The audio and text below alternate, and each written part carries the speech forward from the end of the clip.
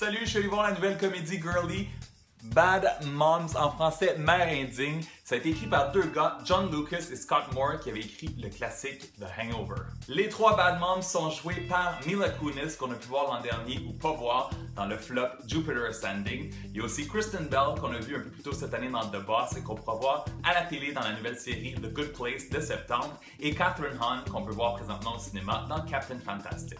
Et du côté des bitches, on retrouve Christina Applegate, Jada Pinkett Smith et Annie Momolo. Amy a tout pour elle, elle est mariée avec 2 enfants, elle a une job enviable, mais ses responsabilités quotidiennes la poussent sur le bord du burn-out. Et un jour, elle quitte une réunion d'association de parents en beau maudit. Elle va au bar prendre un verre pour oublier ses problèmes et elle rencontre Carla et Kiki qui vivent la même chose. Let's be bad moms. Oh, I'm in. To bad moms!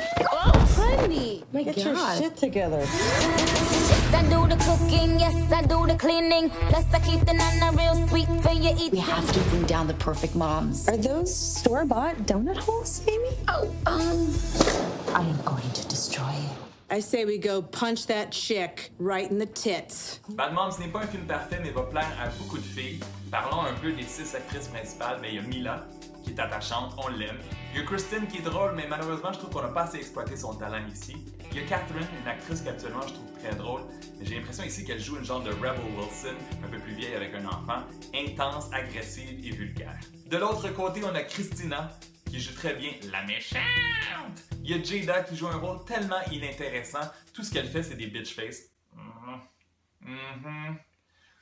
Après Magic Mike XXL l'an dernier et ça, sa carrière là, ish. Et puis on a Annie que je connaissais pas vraiment, qui joue la nounoune de la gang et qui est plutôt drôle. Le scénario n'est pas toujours très solide, j'ai l'impression que le film cherchait son ton. Petite comédie légère, comédie romantique avec les scènes avec Jay Hernandez où la nouvelle relation évolue très vite. Il y a aussi les scènes un peu plus touchantes et les scènes de débauche à la Hangover, surtout la scène d'épicerie où on se dit... Sans vous dévoiler qui c'est, il y a un caméo vers la fin du film qui est très divertissant. Ce que j'ai aimé aussi, c'est la musique pop très présente dans le film, des gros succès comme DNC, Walk the Moon et Demi Lovato. Ça rajoute une belle énergie. Et le générique resté à la fin, au lieu de nous présenter les bloopers habituels, on a eu une très bonne idée. Mère indigne ne deviendra pas un classique de la comédie, mais c'est un film parfait pour une soirée entre chums de filles, comme dirait l'autre. C'est un film d'1h40 pour lequel je donne 3 étoiles sur 5 et je vous dis cheers! my son failed City Hall. My daughter stole money from a homeless woman. Fuck, I love them so much. I would literally die for them right now. Every time I think about that big dumb motherfucker going off to college, I want to cry like a Stop it, baby. you can make me cry. Children Oh are my such a gift.